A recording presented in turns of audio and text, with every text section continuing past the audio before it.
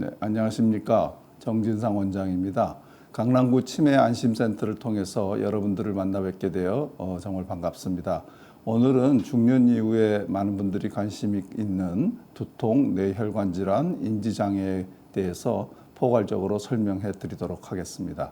네, 오늘 주제인 두통, 뇌혈관 질환, 그리고 인지장애에 대해서는 과학적인 얘기보다는 좀 더 우리가 일상적인 이야기 형식으로 제가 설명을 드리도록 하겠습니다. 전체적으로 우리 뇌가 어떻게 구성이 되어 있고 어떻게 앓게 되는지 이런 여러 가지를 함께 이야기하는 시간이 되도록 하겠습니다. 여러분들 이제 매년 12월이면은 통계청에서 평균 기대 여명을 발표를 하는데요. 2021년께 이제 작년 12월에 발표됐기 때문에 가장 최근 우리나라 데이터입니다. 그래서 여러분들 매번 뉴스에서 들으시겠지만 이제 여성이고 남성이고 모두 80세를 넘는 평균 수명을 가지고 이제 우리가 살고 있는데요. 2020년보다 0.1년, 2020년보다 0.1년 여자 남자 공히 0.1년씩 늘었습니다. 이거 2021년 데이터라 그래서 오래된 거라고 생각하지 마시고요. 2022년 작년 것은 올해 말에 발표가 됩니다. 그래서 여러분들이 지금 시청하시는 여러분들이 지금 각자가 어느 나이에 속해 있는지는 저는 모르지만 각자가 자기 연령에 비해서 앞으로 내가 얼마나 더 오래 살 수 있는지 한번 생각을 해보시고 오늘 강의를 들으시면 좋겠습니다. 여러분들 세계보건기구 아시죠? WHO라고. 그러니까 정의한 건강에 보면 건강의 정의는 단순히 병에 들지 않는 상태가 아니고 또는 허약하지 않은 상태가 아니라 신체적으로나 정신적으로 사회적으로 거기에 또 영적으로가 이제 추가가 되는데 그로 완전히 양호한 동적인 상태라고 합니다. 이것들이 하나의 어떤 정적인 상태가 아니고 계속 끊임없이 우리 건강 상태는 다이나믹하게 동적으로 유지가 되어야 되겠고 또 그게 밸런스가 잘 맞은 상태에 있을 때 우리가 건강이라고 합니다. 사회성 또 육체의 건강 또는 정신적인 건강, 영적인 건강 이 모든 이 가운데 한가운데는 우리 뇌가 있습니다. 따라서 그만큼 뇌가 중요한 역할을 하고 있고 뇌에 질환이 있으면 정상적인 건강을 유지할 수 없다는 거게 되겠죠.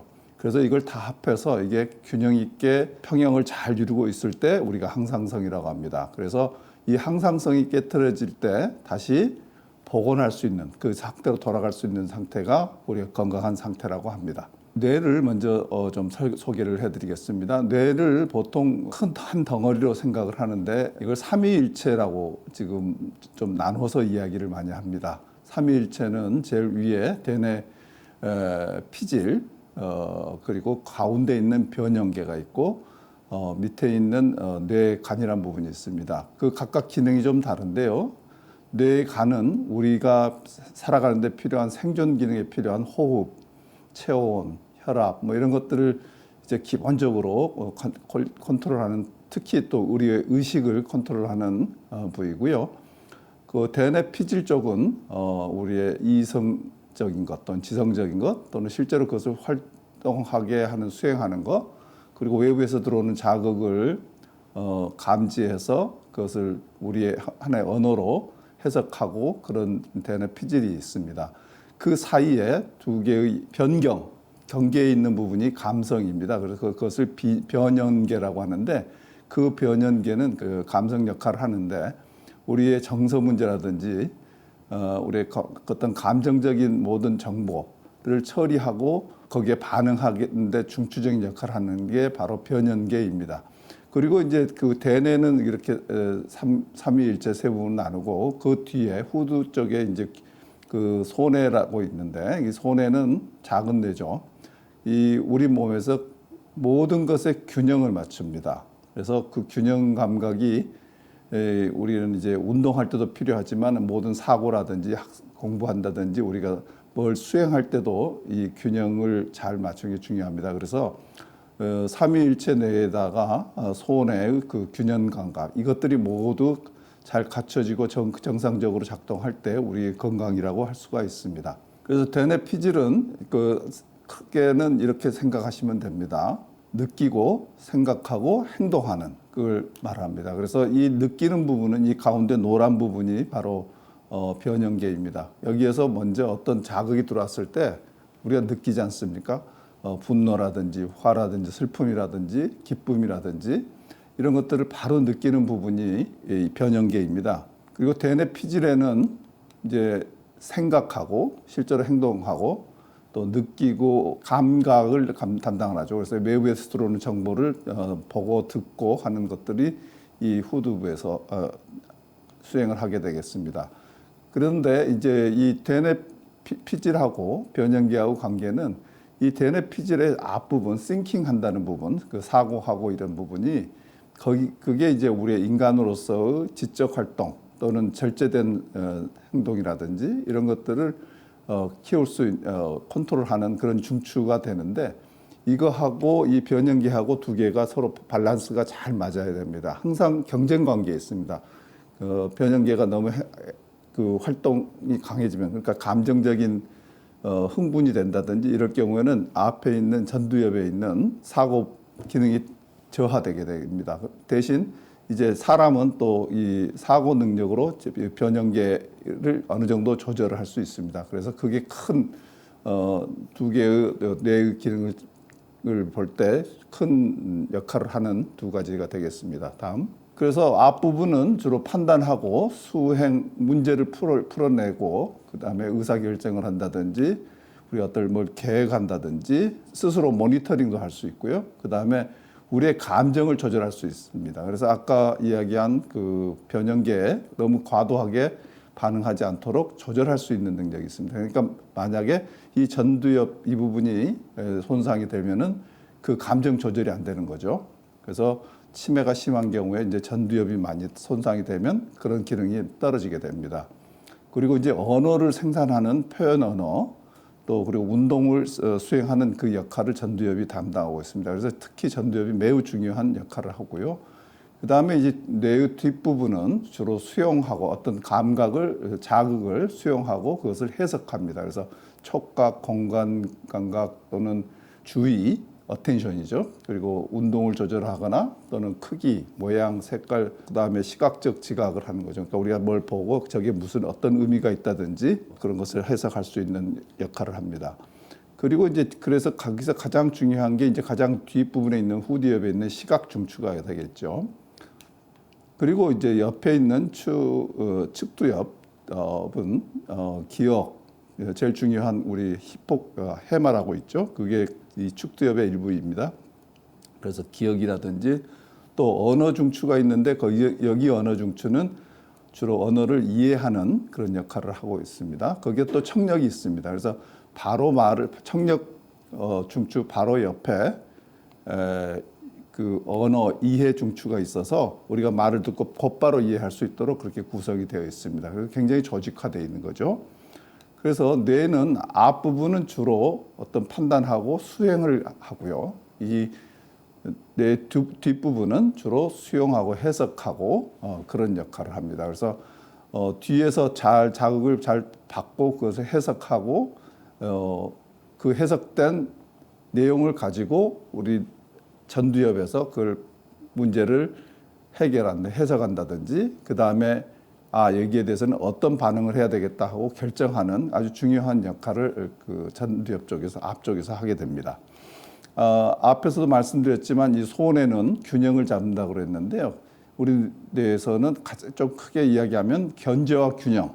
우리 모든 것이 어떤 것 한쪽으로 너무 치우친다든지 한쪽으로 쏠린다든지 이럴 경우에 그것을 견제해주고 균형을 잡아주는 것입니다. 특히 뭐 우리 자세뿐만 아니고 우리의 모든 자동 운동, 예를 들어서 우리가 자전거를 탄다 그럴 때 그냥 매번 밟을 때마다 이렇게 생각하면서 밟지 않고 그냥 자동적으로 할 수 있는 것을 조절해주는 부분이 이제 손해가 되겠습니다. 만약에 손해가 망가지면 그게 잘 안 되는 거죠.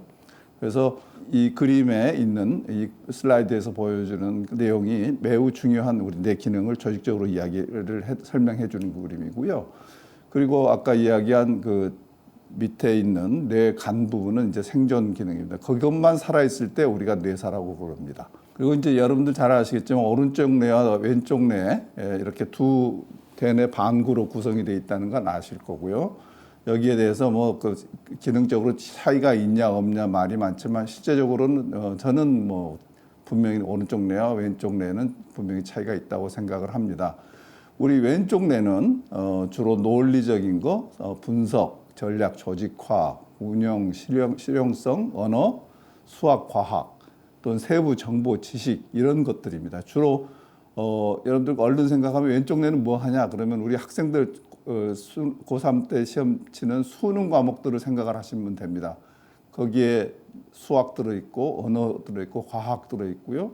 그리고 논리, 논술 이런 것들이 다 왼쪽 뇌에 있습니다. 그래서 우리가 학습을 그러니까 학교에서 배우는 학습을 하면은 왼쪽 뇌가 발달하죠. 그래서 그런데 우리가 살아가는 데는 이제 오른쪽 뇌도 필요합니다. 오른쪽 뇌는 창의력이라든지 대인 관계, 또 유머, 또 음악 감각, 색채 감각 이런 것들을 관장을 합니다. 그래서 보통 우리가 뇌는 왼쪽 뇌는 우리 영어로 표현해서 좀 그렇긴 하지만 굉장히 정량적입니다. 우리가 시험을 치르면은 그냥 점수로 할 수 있는 겁니다. 그래서 우리 수능 시험에서는 왼쪽밖에 평가를 할 수가 없어요.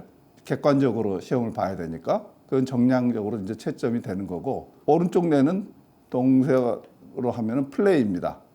연주를 한다든지 뭐 스포츠를 플레이를 한다든지 이런 거에서 이것은 정성적이어서 직접 이렇게 보고 그 주관적으로 평가하는 수밖에 없기 때문에 대부분 이제 뇌는 우리는 그 과거에 특히 저희가 자랄 때는 왼쪽 뇌만 주로 발달시키는 공부를 했었습니다.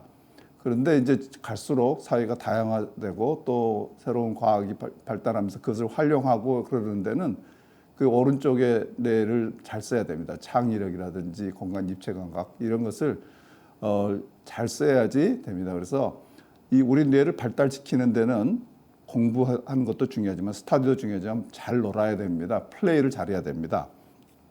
그리고 이 두 뇌는 긴밀하게 붙어 있어 가지고 다리가 있습니다. 교량이 있습니다. 뇌량이라 그래서 그걸 통해서 양쪽 정보와 그 컨트롤 시스템이 서로 끊임없이 연결돼서 서로를 컨트롤하고 정보를 주고받고 하면서 양쪽 뇌를 우리가 골고루 쓰기 때문에 다양하게 활동을 할 수가 있는 겁니다. 여기서 변형계를 조금 더 자세히 보자면은 이 변형계는 굉장히 중요합니다. 여러분들 슬플 때, 화날 때, 감사할 때, 사랑할 때 이런 감정적인 것을 가장 먼저 받아들이는 곳이 이 변형계입니다. 근데 우리가 이것을 그렇게 강조하지 않고 잘 이해를 못 하는데 이 중에서 제일 중요한 게 이제 편도체, 해마, 시상하부 이것들이 시상이 또 들어가는데 시상보다도 이제 실제로 중요한 것은 이제 편도체입니다. 일단 편도체가 들어오면은 편도체는 대개는 모든 감정, 정서 반응, 두려움, 분노, 기쁨 뭐 모든 게 다 들어오거든요. 근데 이게 여기에 나쁜 자극 그러니까 분노라든지 두려움이라든지 이런 것들이 너무 강하게 되면요. 이 해마라는 것은 여러분들 잘 아실 것 같습니다. 이 학습하고 우리가 단기 기억에서 장기 기억으로 넘어가는데 중요한 역할을 하는 그 해마가 활동을 못 합니다. 그래서 이 서로 상관관계가 굉장히 중요합니다. 그리고 이제 시상하부가 또 이 변형계에 관련돼 있는데 이것은 무슨 역할을 하냐면 우리 몸에서 일어나는 모든 내분비 활동을 관장을 합니다. 즉 내분비 활동이라는 것은 우리 자율적으로 우리 몸에 혈압이라든지 그 맥박이라든지 또는 체온이라든지 수면 이런 것들을 조절하는데 이 편도체라든지 해마라든지 그게 어떤 자극을 받으면 시상하부에 바로 전달이 돼서 우리 몸에서 신체적으로 반응을 하게 되어 있습니다. 그래서 이 변형계는 여러분들 잘 알고 계셔야 되고요. 우리가 변형계를 잘 다스릴수록 좀 더 훌륭한 인격을 가진 사람이 될 수 있습니다. 그래서 변형계의 중요한 이제 회로 중에 하나가 파페츠 회로라는 건데 이것은 뭐 의과대 학생들도 잘 모르는 학생들이 많을 겁니다. 그래서 이 변형계 아까 제가 말씀드린 것들 다 서킷 그러니까 회로로 연결이 돼 있어 가지고 우리의 그 감정 반응이라든지 자율신경 반응을 그리고 기억하고도 관계 있는 중요한 회로입니다. 그래서 예를 들어서 아까 잠깐 말씀드렸지만 그 편도체가 이 여기 밑에서는 이제 아미그달라라는 건데요. 거기 어렸을 때 너무 부정적인 체험이 많이 학대당한다든지 폭력을 당한다든지 사랑을 전혀 못 받고 뭐 분노에 찬 삶을 한다든지 너무 슬픈 생활을 한다든지 그러면은 이 아미그달라, 이 편도체가 굉장히 커집니다.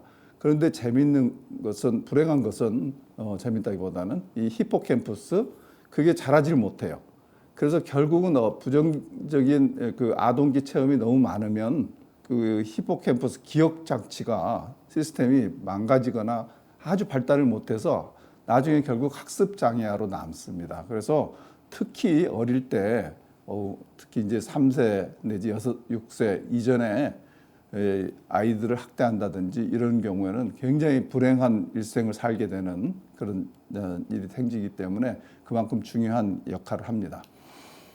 그리고 우리가 보통 이제 우리의 마음 하면은 영어로는 하트라고 표현하지 않습니까? 우리가 여러분들 이 변형계가 바로 느낄 때 그게 우리의 마음이에요. 아, 내 마음. 우리의 생각은 알 수 있죠. 생각은 어디에 있냐면 대뇌 피질에 있습니다. 그래서 생각은 이렇게 잘 기술도 할 수 있고 뭐 물어보고 답도 할 수 있고 이러는데 여러분들 그런 말이 있잖아요. 우리 마음, 내 마음 나도 몰라. 뭔가 느끼는데 근데 가슴은 두근두근. 그런 게 우리가 마음이고 근데 그게 바로 이 변형계가 작동하면서 아까 이야기한 그 시상 하부에서 심장 박동하고 혈압을 조절하게 돼 있거든요. 이게 왼쪽 것은 카로티드 그쪽에 이제 혈압 조절하는 게 있고요. 오른쪽은 이제 심장 맥이라든지 혈압 조절을 하고 거기에 반응을 하는데 이게 바로 우리 마음 어떤 정서적인 반응이 생겼을 때 그걸 느끼면서 우리 몸에서 반응하는 게 심장에서 주로 나타나기 때문에 그걸 하트라고 표현을 합니다. 보통 우리가 마음을 우리나라 잘못된 그 영어 해석이 하나가 있는데 마인드를 마음으로 표현을 하는데요. 영어에서 마인드는 생각입니다. 그리고 마음은 하트로 표현합니다. 그게 우리 많은 부분에 그 책이라든지 이런 데 잘못 적혀 있는데 그 마자는 같은데 마자가 다 같다고 마인드를 마음으로 생각하시면 안 되고 마음은 하트입니다. 그래서 이게 이 하트가 굉장히 중요한데 이 마음 안에 이 변형계 안에 감사, 좋은 감정, 그러니까 감사, 사랑한다는 기쁨이라든지 즐거움이라든지 이런 좋은 것들을 많이 담을수록 특히 어렸을 때 담을수록 그러니까 사랑을 많이 받아야 되겠죠. 그러면 이 마음이 사랑으로 가득 차서 그게 평생 갑니다. 그런데 이제 이 변형계하고 그 우리 대뇌하고 그 관계는 이 보통은 이제 기본적으로 깨어 있는 게 이 그 뇌간 밑에 있는 그 빨간색 그 표시가 되어 있는 부분이고요. 그 가운데 있는 파란색이 이제 변형계인데 그 다음에 이제 그 대뇌 피질인데 우리가 느끼는 대로 행동하면 또는 본성대로 행동을 하게 되면 이제 대뇌 피질에서 그런 행동을 하게 되겠죠. 그게 보통 이제 우리가 뭐라 그럽니까? 동물적 또는 짐승 뭐 이런 거 하는데 또 우리 어렸을 때는 이 전두엽이 충분히 발달을 못합니다. 전두엽이 완전히 발달하는데 한 18세에서 20살 정도는 돼야 됩니다. 우리가 보통 주민등록증도 주고 선거권도 주고 하는 게 이 전두엽이 다 발달해서 이제 당신이 정상적으로 판단해서 할 수 있다 생각을 해서 그때 이제 그러는데 이 어린애 때는 그런 게 없습니다. 그래서 배고프면 울고 뭐 이런 식이 이제 바로 이제 그 감정적인 그 변형계 컨트롤이 안 되는 거죠. 그러다가 이제 성인이 되면은 이 위에 전두엽에서 이걸 거꾸로 조절할 수 있죠. 여러분들 지금 배가 고프고 또는 뭐 화장실을 가고 싶다 그래도 참을 수 있잖아요. 그리고 슬퍼도 울음을 좀 참을 수 있고 또 기뻐도 웃음을 좀 참을 수 있고 그러는 게 이제 보통 사람입니다. 그래서 사람은 생각할 수 있는 거죠. 그래서 전두엽이 이게 굉장히 중요합니다. 그래서 전두엽이 망가지는 질환들을 여러분 잘 아시죠? 치매. 그래서 그게 안 되면 거꾸로 자꾸 이제 그 아주 본성이라든지 그 감성에 의존하는 그런 행동을 하게 됩니다. 이제 이렇게 성인이 돼서 잘 컨트롤 하다가도 이제 나이 들어서 이제 치매가 걸리게 되면은 점점 왼쪽으로 어떤 감각적으로 본성적으로 활동을 하게 됩니다. 그게 이제 우리가 성숙하고 또 노화가 되고 퇴화되는 그런 과정을 이제 뇌내 기전을 이렇게 제가 설명을 드린 겁니다. 다음은 이제 손해인데요. 굉장히 중요합니다. 여러분들 균형이 깨트려지면 안 됩니다. 참 저 사람은 균형 감각이 좋다 하는 사람들 있죠. 그건 손해가 잘 발달한 겁니다. 근데 손해는 우리 뒤에 있어서 전에는 운동만 컨트롤하는 균형을 잡는 기관으로 생각을 했는데 지금은 우리의 생각이라든지 마음 같은 것도 그게 망가지면 그게 흐트러지는 걸로 되어 있습니다. 그래서 근데 재밌는 건 다른 뇌는 훈련이 안 되는데 이 손해는 훈련하면 할수록 좋은 그 균형 감각을 가질 수 있습니다. 여러분들 운동선수들이 계속 운동할 때 물론 체력, 힘도 키우지만 순발력이라든지 균형 감각 키우는 걸 훈련을 많이 하지 않습니까? 전문적으로 많이 한 사람하고 하지 않은 사람은 큰 차이가 있듯이 훈련이 가능한 부분이 손해입니다. 그리고 우리 뇌졸중 환자들을 보면 손해 손상이 오신 분들은 나중에 재활 운동 열심히 하고 그러면은 손해 기능이 많이 회복되는 것을 볼 수 있습니다. 그러면 뇌는 아까 어린애 뇌를 좀 잠깐 얘기했는데 이 뇌가 어떻게 탄생하고 성숙하는지 아마 여러분들 처음 들어보시는 분들 많을 거예요.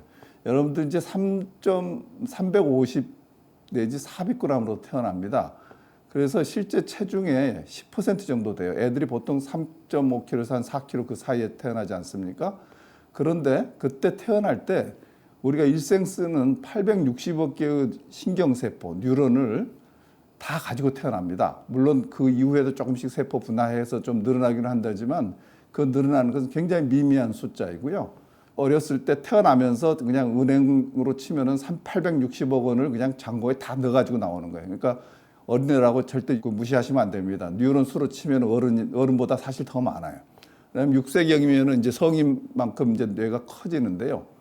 이제 1,300에서 1,500g 정도 됩니다. 여자보다 남자가 조금 더 크다고는 하는데 크다 그래서 더 머리 좋은 건 아닙니다. 그래서 체중이 한 10%가 되던 게 2 내지 3%로 줄어듭니다. 그러면은 뇌가 어떻게 해서 세포 수는 똑같은데 1,300 내지 1,500, 즉 한 1kg이 늘어납니까? 이게 참 기묘하죠? 그것은 실제로는 세포 수는 늘어나지 않으면서 어떤 신체 자극이라든지 이런 외부 자극에 의해서 우리가 새로 계속 어떤 학습이라든지 이런 훈련을 통해서 새로운 신경망이 마구 생깁니다. 많이 생겨서 그때 생기는 그 신경망, 뉴럴 네트워크라고 그렇죠. 그게 많이 형성되고 좋은 쪽으로 형성이 되면 아주 굳건한 좋은 신경망이 생기게 되고 그게 일생을 살아가는 데 도움이 되는 아주 원초적인 신경망이 그 6살까지 많이 생깁니다. 그러면 노화는 언제부터 생기느냐? 사실 이게 860억 개의 뉴런이 있다가 안타깝게도 20세부터는 하루에 한 20만 개씩 뉴런이 사멸하게 되어 있습니다. 자연 사멸합니다. 그러니까 뭐 860억 원을 가지고 있는 분이 하루에 20만 원씩 뭐 쓴다 그래서 큰 일은 안 납니다. 근데 이걸 쭉 계산해 보면은 1년에 한 730만 개가 죽어요. 100세를 산다 그러면 20세부터 100세까지 해서 80년을 살게 되면은 약 58억 4천만 개가 자연 소멸을 합니다. 그래서 그걸 퍼센트 860억 개로 나눠 보면은 약 7% 정도가 자연적인 소멸을 합니다. 그러니까 바꿔서 이야기하면 93%는 정상적인 신경세포를, 뇌세포를 가지고 죽는다는 얘기죠, 100세 때.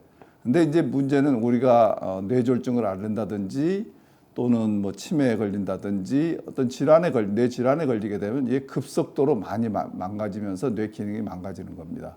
그러면서 이제 우리가 어떤 병에 걸리지 않더라도 중년 이후가 되면은 집중력이라든지 기억력, 어휘력, 표현력, 순발력이 감퇴되고 그렇기 때문에 이제 새로운 환경이라든지 새로운 상황 그리고 변화에 대한 적응력이 감소해서 조금 사람이 좀 보수적이 됩니다. 새로운 변화를 싫어하는 그렇게 됩니다. 그리고 이제 뇌가 아까 이제 새로운 네트워크를 많이 생기면서 신경망이 생기면서 이제 커진다고 그랬는데 태어나서부터 6살까지 특히 많이 원초적인 게 많이 생기고요. 그리고 20세까지 제일 많이 생깁니다.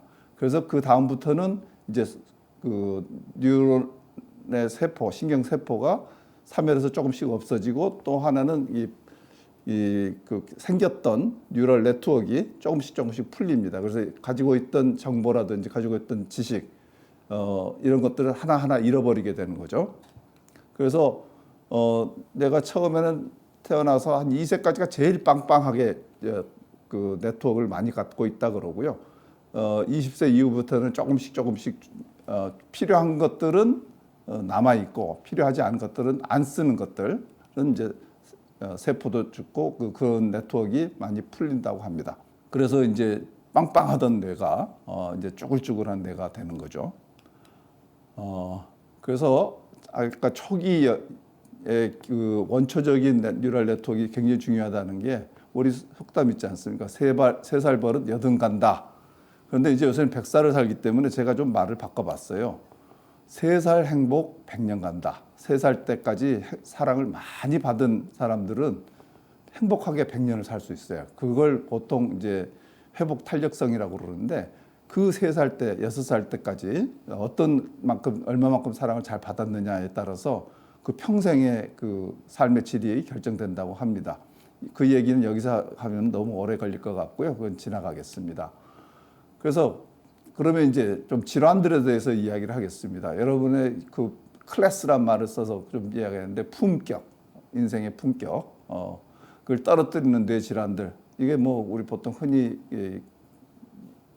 많이 볼 수 있는 그림인데 이제 치매를 표현할 때 이렇게 표현을 하죠. 그래서 치매라는 것은 이제 지적 기능, 우리의 이성적인 활동, 정신적인 활동 이런 것들을 제대로 하지 못하고 또는 심지어는 감성 컨트롤이 잘 안 돼서 이 치매에 걸리면 여러분들 제일 먼저 변하는 것 중에 하나가 성격이죠.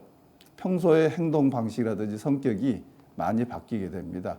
그래서 인지 기능을 상실하면 어떻게 되냐면은 감정적으로 올라오는 것들을 그걸 억제하거나 조절을 잘 못하는 상태가 되는 거죠. 그래서 거기에는 이제 보통은 우리가 기억력만 가지고 생각을 하는데 기억력뿐만 아니고 언어장애, 행동장애, 그리고 기타 지적 능력 소실, 그리고 성격도 좀 변할 수 있습니다.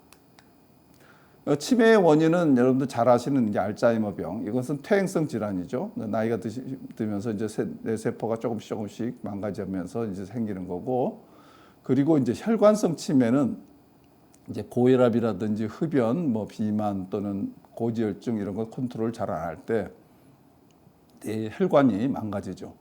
근데 이제 뇌 혈관이 망가지는데 왜 뇌세포가 망가지느냐? 이 뇌세포는 여러분들 3가지 딱 주목해서 잘 기억하십시오. 하나는 산소, 하나는 포도당, 하나는 수분입니다. 이 3가지가 부족하면 뇌는 금방 세포가 손상을 받을 수가 있습니다. 그런데 그것이 전부 다 공급되는 통로가 바로 혈관인데 혈관 질환이 있어서 뇌혈관 질환이 있어서 뇌 세포가 저런 그 영양분을 충분히 공급받지 못하면 뇌 기능 장애가 오고 그게 오랫동안 지속이 되면은 실제로 이제 치매 같은 그 불가역성인 돌아올 수 없는 그런 상황이 되는 거죠. 그 외에 이제 알코올을 너무 많이 먹는다든지 매독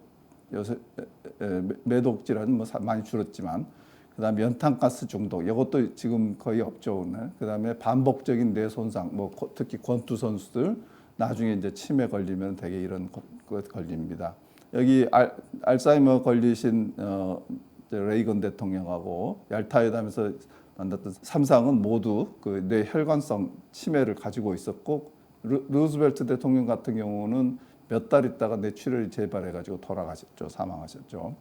그러면 뇌혈관의 혈액순환은 어떻게 되느냐 개괄적으로 말씀을 드리면 뇌 앞에 우리 목에서 만지면은 맥이 뛰는 그 경동맥이 있습니다. 그 경동맥은 뇌 앞부분에 혈액을 공급하는 거고요.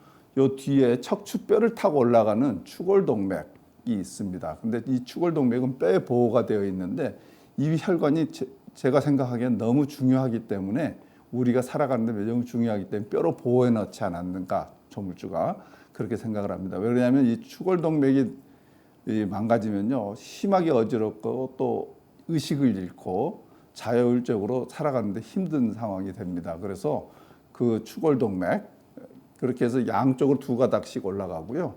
그래서 이게 안에서는 서로 이제 교통하게 돼 있습니다. 서로 서클을 이루어 가지고 그 뇌에 필요한 영양 공급, 혈액 공급을 하고 있습니다.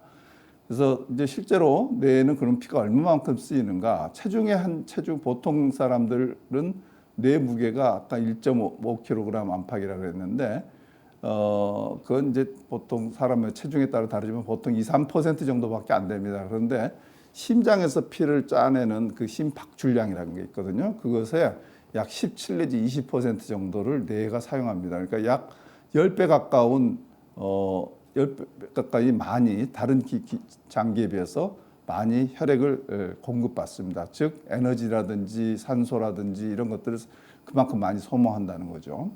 그래서 여러분들 뇌를 많이 쓰면은요, 특별히 활동하지도 않았는데 배가 고프지 않습니까? 그만큼 칼로리가 많이 소모가 되는 기관입니다. 그러니까 실제로는 이게 에너지를 많이 사용하기 때문에 열이 많이 나야 되는데 조문주가 얼마나 잘 만드는지 열 안 받고 공부할 수가 있는 거죠. 우리가 공부 너무 많이 하면 사실은 열 받아서 다쳐야 되는데 그렇지 않게 돼 있습니다. 잘 만들어져 있습니다.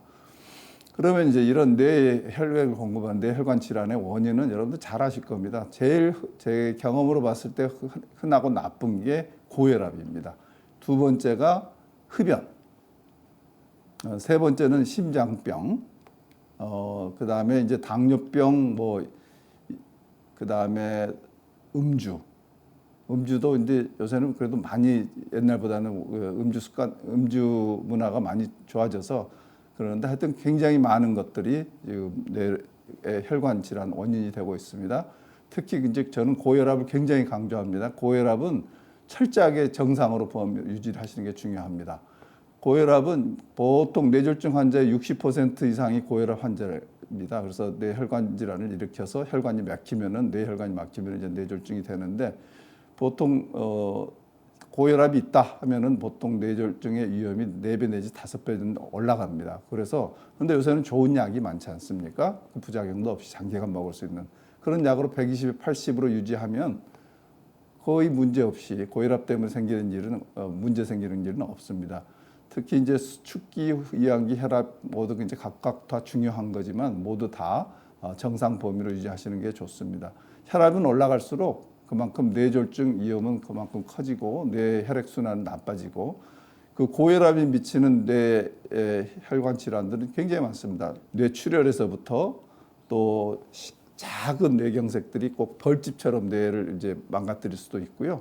이 아랫줄의 그 가운데 허옇게 보이는 부분은 이 빈스뱅거 질환이라고 그래가지고 이 빈스뱅거 질환은 고혈압을 제대로 치료하지 않거나 고혈압을 치료했다 안 했다 그러면 어떨 때는 피가 많이 들어갔다가 어떨 때는 피가 적게 들어갔다가 하면서 오랫동안 가면서 그 뇌 전에 피질에서 정보를 처리해서 우리 몸으로 전달하는 그 백질이 있거든요. 그 부분이 퇴화가 되면서 저렇게 보입니다. 그러면은 마치 그 파킨슨병이나 이런 거 걸음도 느려지고 생각하는 것도 느려지고 모두 느려지고 지적 활동도 못하는 그런 상황이 됩니다. 그래서 혈압은 철저하게 선생님이 그 담당 선생님이 주시는 대로 제대로 복용을 하시고 정상 범위를 꼭 유지해야 된다. 그걸 명심하시기 바랍니다. 그 다음에 고지혈증. 우리나라가 옛날에는 별로 없었어요. 제가 80년대 레지던트 할 때만 해도 그렇게 콜레스테롤 때문에 문제되는 환자가 없었는데 90년대 후반부터 제 개인적인 경험입니다만 급격하게 늘어나고 있어서 지금은 뭐 우리나라에도 고지혈증 환자가 아주 많습니다. 특히 젊은 사람들도 30, 40대에도 고지혈증이 있는 분들이 많아서 근데 문제는 이제 고지혈증을 치료를 하지 않으면 혈관벽에 기름기를 쌓습니다. 그러면서 혈관이 좁아지는 거죠. 혈관이 좁아지고 그러다가 어느 날 막히면 피가 안 통해서 뇌졸중이 오고 또 아니면은 그 좁아진 부분에 혈전이 잘 생기거든요. 그게 떨어져 올라가면은 뇌경색이 또 잘 생길 수가 있습니다. 그래서 고지혈증이 있는지 요새는 뭐 거의 매년 신체 검사를 하기 때문에 있다 그러면 철저하게 잘 관리를 하셔야 됩니다. 고지혈증이 있어가지고 그 혈관 벽에 오른쪽으로 이제 띠가 있지 않습니까? 그 부분은 그 콜레스테롤 침착해서 그런 거고 이 가운데 새카맣게 보이는 부분은 거기에 생긴 혈전입니다. 피가 엉기는 거죠. 거기 상처가 났고 피가 잘 흐르지 못하니까 굳어가지고 그렇게 생기는 겁니다. 그 다음에 이제 심장 질환. 이제 옛날에는 뭐 다른 심장 질환도 많았는데 요새는 이제 장수 시대가 되면서 문제 중에 하나가 심장이 우리의 몸의 엔진이나 다름없는데 엔진을 오래 쓰다 보니까 맥이 불규칙하게 뛰는 부정맥이 많이 발생하고 있습니다. 그래서 부정맥이 있을 때는 심장에서 맥이 불규칙하게 뛰기 때문에 어느 부분은 피가 흐르질 않아요. 그래서 그 부분에 혈전이 피가 엉겨가지고 그게 어느 순간에 툭 떨어져서 뇌로 올라가게 되면은 그 색전성 뇌경색을 일으키게 됩니다. 그래서 근데 이것은 뭐 간단하게 이제 찾을 수가 있는데 맥이 좀 불규칙할 때는 가슴이 뭉클뭉클하다는데 저는 어찌러찌한 순간적으로 그런 느낌이 있을 때 여러분들 손목에 있는 맥을 한번 짚어 보십시오. 그러면은 그게 불규칙하게 뛰는지 아닌지 알 수 있거든요. 조금 불규칙한 것 같다 그러면은 근처 병원에 가셔서 심전도 찍어 보시면 되고 좀 의심이 될 경우는 24시간 내지 며칠씩 이렇게 모니터링을 하는 시스템들이 지금 잘 돼 있기 때문에 그건 꼭 여러분들이 관리를 잘 하시기 바랍니다. 그 다음에 흡연은 너무 유명한 그 원인인데 아직도 우리나라는 흡연율이 높습니다. 옛날보다 많이 줄었습니다만. 근데 이제 흡연한 그 담배 연기 안에는 약 1,700종이 넘는 물질이 있다고 합니다. 물론 그 중에 일부는 기분도 좋게 하고 또 사람을 이완시켜주는 그런 효과 있는 것도 있지만 니코틴은 동맥경화를 일으키고요. 동맥경화를 촉진하고 그 안에 있는 일산화탄소는 산소 운반 능력을 떨어뜨립니다. 그래서 우리 피 속에 쓸데없는 헤모글로빈이 막 생기는 거예요. 그건 헤모글로빈은 산소를 운반해야 되는데 일산화탄소는 한번 달라붙으면 절대 안 떨어지거든요. 그러니까 한번 그 일산화탄소가 달라붙은 헤모글로빈은 몸 체내에서 자제절로 소멸되기 때까지는 계속 쓸데없는 헤모글로빈이 되고 그러면 어떻게 되겠습니까? 피가 괜히 진하게 되겠죠. 또 하나 이제 흡연하게 되면 그 헤모글로빈도 늘어나지만 또 섬유소원이라고 해서 꼭 악교 있죠? 풀. 끈적끈적한 풀. 그게 굉장히 많이 올라갑니다. 파이브리노젠이라 해서 여러분들 혈액 검사해보면 그냥 알 수 있는데 피가 끈적끈적해서 더 흐름이 안 좋고요. 그 다음에 이제 뇌혈관 질환, 심근경색증 이런 것들을 결국은 이제 흡연을 많이 하게 되면은 그 생기고 마지막에 있는 버거시병은 말초혈관이죠. 다리에 있는 혈관들이 막히는 거고. 그래서 저는 그렇게 우리 환자분들한테 말씀을 드리는데 여러분들 담배 한 갑에 4,500원인가 해서 5,000원인가 그렇죠. 근데 그건 약간 성금 조금 내시는 거고요. 막상 이것 때문에 동맥경화 때문에 뇌졸중이 생긴다든지 심근경색이라든지 이런 거 생기면은 뭐 수천만 원 들지만 그 의료비뿐만이겠습니까? 자기 인생에 대한 값으로 치면 뭐 5천억이나 1조보다도 누가 그것을 감당하겠습니까? 이것은 반드시 끊으셔야 됩니다. 그래서 금연은 생각하는 순간 당장 실천하십시오. 이거 뭐 조금씩 줄여보겠습니다 하면 결코 못 끊더라고요. 그래서 뇌졸중의 위험을 그 담배를 끊으면요. 3년 내지 5년 후에는 거의 비흡연자, 평생 흡연 안 하던 사람하고 거의 수준으로 낮아집니다. 그러니까 담배를 피우시는 분들은 반드시 금연을 하십시오. 그럼 몇 년 지나면은 전혀 담배를 안 핀 사람하고 비슷한 정도 위험도를 갖습니다. 그 다음에 술은 옛날보다는 우리나라가 많이 안 먹는 것으로 알고 있지만 그래도 우리나라 아직도 술 때문에 많은 사고들이 터지는데 이 술은 제일 먹으면 제일 먼저 취하는 것이 소뇌입니다. 아까 균형자 감각을 잡는. 그래서 이거 미국에서 음주 단속하는 겁니다. 우리나라에서는 음주 단속할 때 후 불어가지고 하는데 미국에서는 이 일자 걷기, 양팔 걷고 일자 걷기를 합니다. 근데 술에 취하면 저걸 못 하거든요. 그래서 저게 흔들리면 바로 수갑 채워서 그냥 경찰서로 데리고 갑니다. 음주운전을 걸립니다. 그리고 이제 두 번째는 이제 전두엽이 마비가 돼요, 기능이. 그러니까 이제 술 먹으면서 이제 뭐 욕도 하고 위에 사람 모르는 사람하고도 잘 싸우고 이렇게 행동이 난폭해집니다. 전두엽이 망가지는 병이 뭐죠? 알츠하이머병, 치매죠. 마치 치매가 일시적으로. 근데 거기에다가 이게 이제 그 다음날 아침 아주 많이 먹게 되면은 그 다음날 기억을 못해요. 여러분들 보통 필름 끊겼다 그러지 않습니까? 그게 이제 왜 그런 현상이 나타나냐면은 이 소뇌 기능이 떨어지고 그 다음에 전두엽이 망가니까 자꾸 싸우고 막 아무데나 부딪히고 막 고성방가를 하다가 그게 이제 더 취하면 이 해마가 취합니다. 그럼 전혀 기억을 못 합니다. 자기가 어디까지는 술 먹고 어디서 그랬던 것 같은데 그 다음날 아침에 일어나 보니까 집에 와 있다. 이건 진짜 그 위험한 거죠. 그게 이제 반복이 되면 이제 알코올성 치매가 됩니다. 꼭 이건 알코올성 치매 환자의 뇌인데요. 뇌출혈도 생겼고 뇌경색도 생길 수 있지만 여기 해마 있는 부분을 보면 아주 얍실하게 아주 꼭 알츠하이머하고 거의 똑같은 패턴의 그 치매 현상을 보일 수 있습니다. 그래서 과음은 절대 안 됩니다. 보통 그 미국 심장학회에서 추천하는 음주는 건강한 음주는 1회에 3잔 이 단위를 드링크라고 하는데 보통 그 드링크의 단위가 알코올로 찌면 한 10g에서 한 15g 사이입니다. 그러니까 소주도 계산해 보시면 한 잔에 순수 알코올로는 한 10g 정도 되고요. 그래서 맥주도 그렇습니다. 그래서 한 소주로 치면 한 반병 이내로 마셔야 되고요. 그것도 일주일에 한 사흘 정도는 건너뛰고 먹어야 되니까 일주일에 한 2번 이내로 조절해야지 그것을 건강을 해치지 않는 걸로 되어 있습니다. 그리고 이제 많은 분들이 이제 음식에 관심이 많고 요새 이제 굉장히 유행인 게 그 지중해식 식단이라고 해서 뭐 저기 올리브 오일, 뭐 연어, 뭐 이런 야채, 과일, 너트. 근데 우리나라에서 구해서 먹을 수 있는데 요새는 다 먹을 수 있지만 또 비싸요. 근데 우리나라는 저는 이제 뇌 노화하는데 방지하는데 중요한 게 물입니다. 하루에 뭐 요새 뭐 유튜브 보니까 인터넷 보니까 어떤 데서는 뭐 2리터 먹을 필요 없다 뭐 좀 말이 많은데 나이가 드실수록 물은 많이 섭취하십시오. 탈수가 아까도 이야기했지만 뇌 혈관에도 중요하고요.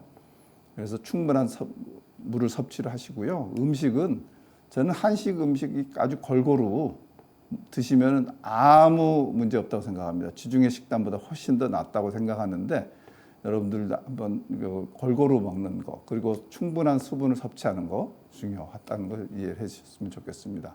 운동은 아무리 강조해도 여러분들 뭐 얼마나 중요한지는 다 아실 겁니다. 특히 저는 이렇게 여러분들 걷는 거 중요하다고 생각을 하고 많이 우리 환자분들께 그렇게 추천을 합니다. 혈액순환도 좋아져서 뭐 심장도 튼튼해지고 근육도 튼튼해지지만 뇌가 좋아집니다. 뇌를 활성화시키고요. 거기에 좋은 뭐 엔돌핀이나 뭐 좋은 세로토닌이라든지 이런 뇌를 활성화시키는데 좋은 물질들이 많이 나옵니다. 그래서 이런 집단적으로 뭐 보건체조 옛날에는 그런 체조가 있었죠. 우리 아주 어렸을 때는 뭐 아침 6시인가 6시 반부터는 뭐 국민체조하고 그랬는데 우리나라는 그렇게 했으면 좋겠어요. 제 생각엔. 근데 이제 요새는 워낙 개인적으로들 하긴 하지만 학교에서라든지 이런 가정에서 이런 운동을 하시면 좋을 것 같고요.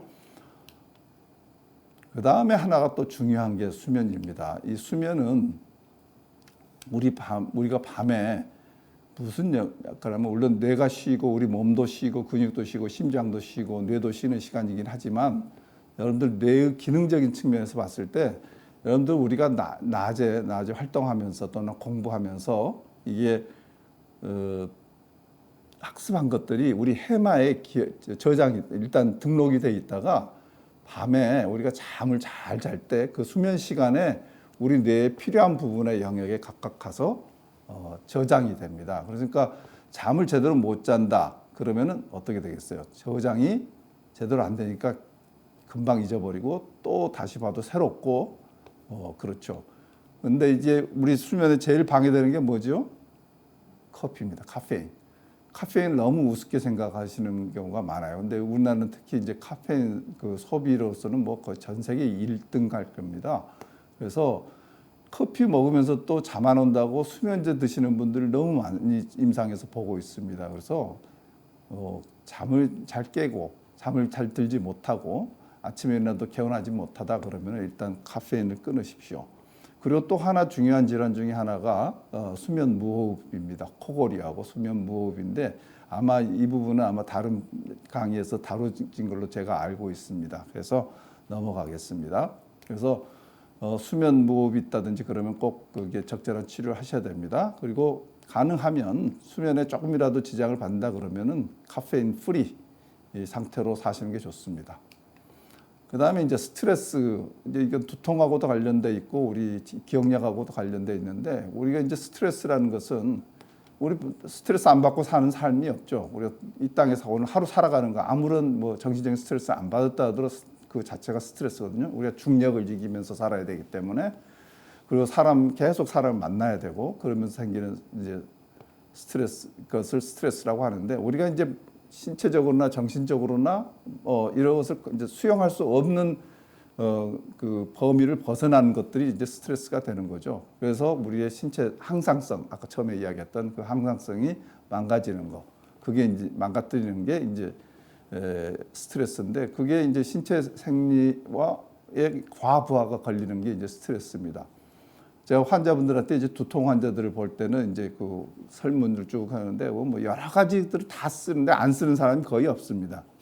근데 재밌는 분이 한 분 있었어요. 남편하고 딱 마침표 찍은 분들이 많습니다. 그래서 남편하고 부부 관계가 안 좋아도 그건 정말 큰 스트레스인 것 같습니다. 나이가 드실수록 부부가 서로가 사이좋고 이해하고 존중해주고 사랑하는 게 정말 여러분들의 삶의 질을 아주 높여줍니다.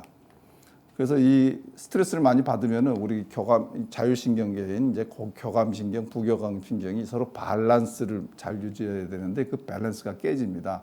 그러면서 어떻게 되겠어요? 아까 이야기한 그 자율신경을 컨트롤하는 변형계가 작동을 하게 되고 그러면서 이제 뇌가 오히려 손상을 입는 겁니다.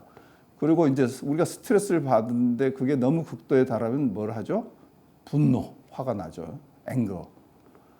근데 이게 우리나라의 특이한 병 중에 하나가 화병이란 거 아시죠? 옛날에 시집살이 오래 하고 또 남편이 바람 피우고 그래서 뭐 그냥 근데 이제 젊었을 때는 그것을 다 표현할 수도 없고 분출도 할 수 없고 그러니까 거기 벙어리 냉가슴 앓다가 한 60세, 70세 되면서 그것들이 자기도 이제 모든 스트레스를 일으킬 만한 것들이 다 사라졌는데도 불구하고 이제 뭐가 후끈후끈 올라오는 거. 그게 이제 화병인데 그 분노가 차 있다가 이제 올라오는 겁니다. 그래서 이것은 이 스트레스로 인한 분노를 잘못 발휘하면은 우리 행복에 있어서 굉장히 중요한 관계가 끊어질 수 있기 때문에 이건 굉장히 이 분노 컨트롤을 잘해야 됩니다. 그래서 이제 만약에 우리가 스트레스를 많이 받아서 감정적인 상태가 되면은요, 우리 아까 이야기했던 앞뇌 그 전두엽이 작동을 거의 한 60%가 멈춥니다. 그러니까 어떤 현상이 생기겠어요? 제대로 판단을 못 해요. 그러니까 너무 흥분되거나 또는 기쁜 것도 사실 그런데 너무 감정적으로 과잉 상태에 있으면은 우리가 정상적인 판단을 못 합니다. 그래서 여러분들 너무 슬플 때, 너무 우울할 때, 너무 또 기쁠 때 중요한 결정은 안 하시는 게 좋습니다. 보통 우리가 일상생활에서 가장 많이 하는 게 술 먹고 기분 좋다 오늘 내가 쏠게 하고는 그냥 쫙 긁었다가 그 다음날 후회하고 그렇지 않습니까? 그래서 이런 이제 그 아까 변형계를 잘 조절해야 됩니다. 그리고 어떤 상태에 있을 때는 보통 이제 그 사건에 따라서 다르긴 합니다만 몇 초 정도만 좀 참고 기다리는 시간이 있으면은 그래서 여러분들이 생각이 정상적으로 돌아올 때까지 판단이 정상적으로 돌아올 때까지 진정시키는 시간을 좀 가지세요. 그 오래 안 걸립니다. 물론 어떤 큰 거는 오래 걸리겠지만 대부분 우리 일상생활에서 생기는 이 감정 상하는 것들은 조금 몇 초, 어떤 사람은 3초, 어떤 사람은 6초라고 그러는데요. 그것을 이제 그런 시간을 갖는 게 굉장히 중요합니다. 그래서 다시 이 전두엽이 정상적으로 돌아와서 우리 변형계를 컨트롤하고 사고를 조절할 수 있고 절제할 수 있는 상황에서 어떤 중요한 결정을 하고 행동을 하시는 게 굉장히 중요합니다. 이게 망가지는 것도 치매입니다. 자, 그래서 여러분들은 이제 품격을 위해서는 화가 났다, 분노가 생겼다 그럴 때 여러분들 그대로 그냥 화나는 대로 해버리면요 어떤 일이 생기냐면 앵거 앞에 D자가 붙어요. 그래서 땡거가 아니고 데인저, 위험해집니다. 정말 위험해집니다. 반면 여러분들이 천사처럼 이렇게 딱 그 좋은 오히려 분노를 하지 않고 잘 참고 그걸 넘어가면 엔젤이 됩니다. 이건 여러분들 굉장히 중요합니다. 여러분들 감정적으로 정상적이지 않을 때는 중요한 결정하지 마십시오. 이제 그 다음에 스트레스 관리는 뭐 제일 좋은 게 저는 운동이라고 생각하고요. 그 다음으로 좋은 것은 그냥 자는 겁니다. 저는 그걸 이제 죽는 연습이라고 그러는데 이게 제가 금방 뭐 어떻게 해가지고 생각하고 걱정하고 해가지고 해결될 수 있는 것은 그건 여러분들 스트레스가 아니거든요. 스트레스는 지금 내가 감당할 수 없는 문제가 생긴 거예요. 그럴 때는 운동하고 또는 그 한숨 주무세요. 그 문제 가지고 막 해결하려고 그러지 말고 가장 잘못하는 방법이 갬블링, 뭐 노름을 한다든지 술 먹는다든지 담배 핀다든지 스캔들이라는 건 뭐 요새 말로 이제 바람 피우고 뭐 이렇게 사건 이러면은 그게 스트레스가 풀리는 게 아니고 스트레스가 계속 더 쌓입니다. 우리 신체적인 반응은 전부 다 스트레스가 더 쌓이는 겁니다.